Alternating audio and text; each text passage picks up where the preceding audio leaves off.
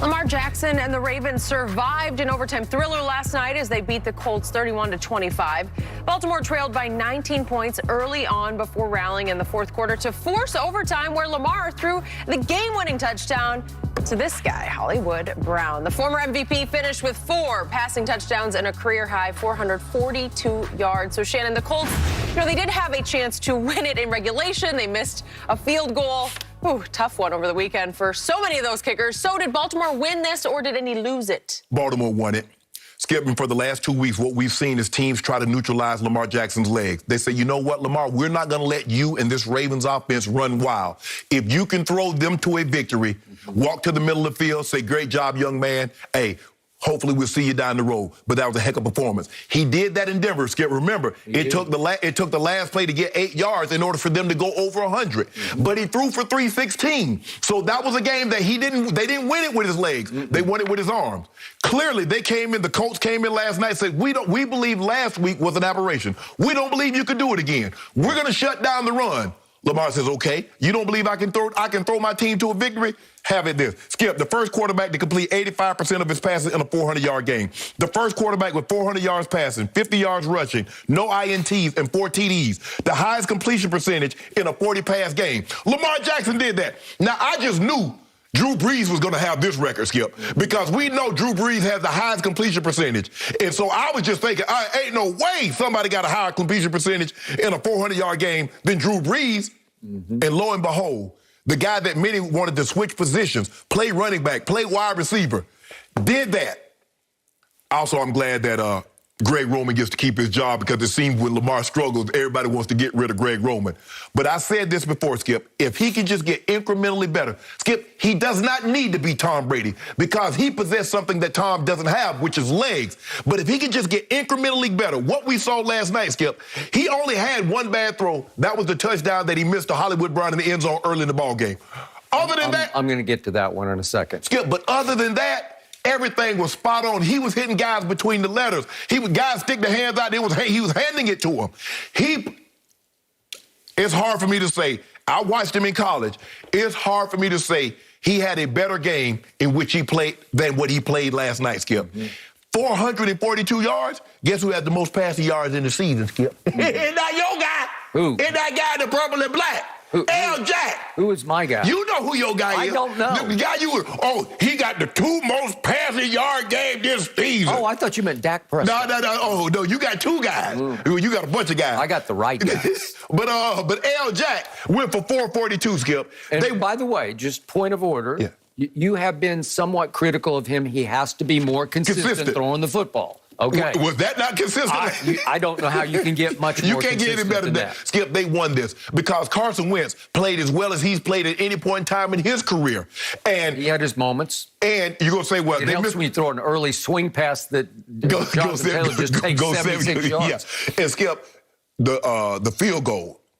Calais Campbell blocked one, and it's hard. I don't think anybody has blocked more field goals and PATs than Calais Campbell. What is it, 6'8"? 6'8". And the reason why the guy hooked it, he was about to block the other one. Had he not hooked it, and he knew that. So that's why he hooked it, because Calais was going to block that one too. Skip, the Ravens won this one. Lamar Jackson was sensational. And after you go, I'm going to show, because Tavon Young almost cost him the game. And a little, with the shove. With the shove, Skip. But after you, I'm going to show you how I would have handled that situation. Okay.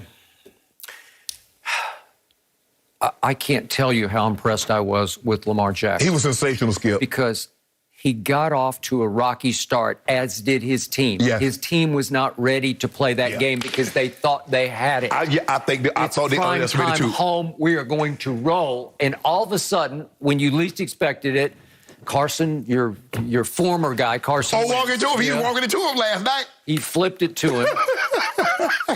and Jonathan Taylor gets loose. Flip it to him, wins. And he gets loose, and all of a sudden it's 7-0. And it seemed like the Ravens got knocked back on their heels. And it took them 3 quarters to recover on defense, because they were just getting gashed. They were gashed by running plays where I'd say, what are you guys doing? Where are you tonight? And then Lamar had the fumble down near the goal line. And it wasn't Lamar. And yet they kept showing him sitting on the bench. and he looked unflappable. Right. Usually a quarterback in that situation might be hanging his head a little bit. He was just sort of like looking around like, next. We still got game to go here. Just give me the ball back and we'll get going. Right.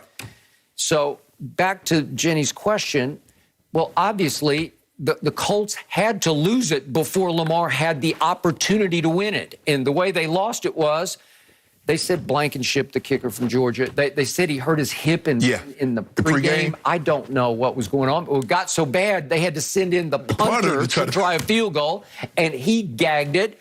And yet Marlon Humphrey jumped off sides, which was another part and parcel. The Ravens just weren't mentally into the game.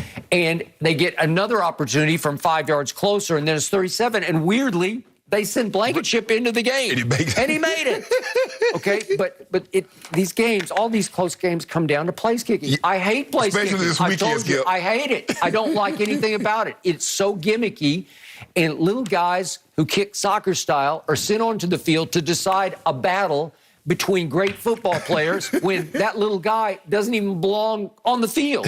He can't play football the way you played football, right? Yeah. And we got these weird gimmicky uprights, so you have to boot the ball up through the upright or left or right if it's going to miss. Right. So it comes down to, if we could just see what Blankenship did, so it comes down to a missed extra point. That was a huge missed extra point, right? If we could see his blunders. And then, obviously, he got the one blocked. Maybe we don't. Here we go. Okay, that's the offsides. And he gets another shot. Yeah, that's Marlon Humphrey. And then he comes in and makes it, which was bizarre. And now we go to missed. Oh, I'm sorry, that's the other make. That's the other make. Yeah, and here comes the block kick. Calais just barges through the middle of the line, gets up and gets fingertips on it. This is it. Yeah, I think this is the block. Yeah, here's the block. Oh. No, we'll get them right. But whatever. You get the point where... This is it. That's the it. Block. And finally, we get the miss. Right. At the end. And I agree with you. I think he was gun shy. Look at Calais. He jumped and he snap hooked it. Yep. And if he makes that, it's from 47. Well, it's very makeable. Right. Well, then Lamar's not going to get a chance to be Lamar, right? He only has a timeout in what, like 30 seconds? If he has that? Yep. Okay. So back to Lamar. I look at these numbers. I'm not sure I've ever seen one man dominate a game the way he dominated. He took it over. Because look, he rushes for 62 of their 86 yards. Yep. So he's by far their leading rusher. And then he throws, obviously he got overtime also, but he throws for 442. That's a Ravens record. That's 504 combined yards. It's extraordinary. And then to your point, what's the percentage? 86%? 85%. Okay. And it started with a throw to Hollywood that you mentioned. And if we could see this, I didn't think it was a terrible pass. I thought Hollywood Brown had a chance to make this catch. It would have been a really good one. But I thought it was barely catchable. He just didn't make this isn't his route. Right. This isn't what he does. I just thought there was a chance he could get there on that one. I didn't think it was a complete, like sometimes Wentz will just throw wild high and it'll go like 5 yards over this. Well, that wasn't completely off target. Maybe that's a throw, Skip. You throw it to the back pylon, let him run up under it. A little bit. Yes. Yeah, but that's a difficult throw that he was trying to make right there. It was, but it was just a little touch off. And I'm sure as soon as that happened and it looked like the whole game was going south for the Ravens, I figured, well, Twitter's going to be all over him. He can't throw. He can't throw. And then magic happened. Right. And what I love the most about Lamar Jackson, I've told you this 100 times, he has got a competitive backbone in him, unlike any in this league, as far as, I know there's Tom Brady. He's sort of up here in this other echelon, and he's done it so many times. But listen, when it's time, you just see that look in his eye, as we saw against Kansas City in the big stage AFC night Championship game. Well, no, I mean even no, I'm talking about Lamar against. Oh, Kansas Lamar, City okay, yeah. Where you just see the look in his eye, he's just not going to be denied, and he doesn't ever doubt himself. He just keeps on keeping on, and once he got in rhythm, and it started with, ironically, the bomb to Hollywood, and I couldn't believe that the Colts would give this up. But they running out of DB, Skip. Okay, so remember, to frame this, we can see the throw to Hollywood. This was sweet. And don't tell me, this is the one where you say, he can't throw? Seriously? This is what we call a sluggo route. This is a slant and go. Slant and go. And that's just a thing of beauty. That is Lamar, Brady-esque. look at him hold it. He holds the foot open. I got you. Bam.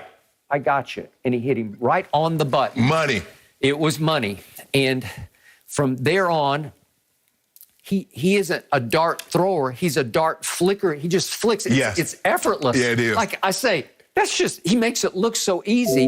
And he loves Mark Andrews, who's really good as a zone beater. Yeah. Mark Andrews sort of gets that big body guy. Yeah. He can run better than you think, Skip, but he has a great relationship with Lamar, and every hole he finds it. And the thing is, the Colts defense got tired, so now they can't get in. They can't get any rush, Skip. And Lamar he's just picking them up. He's like, bing, bing, bing, okay, yeah. I'll try you. And that's what happens. Okay, and yet, to be fair about this, the Colts lost both starting corners, including Xavier Rhodes, who's pretty good. Yep. And then they lost starting safety. So they were down three-fourths of their starting backfield. Right. And by the fourth quarter and overtime, it was not a fair fight. Exactly. Anymore. That's what you do. And the rush was worn out, down and out, where they were so worn out trying to contain him to start with.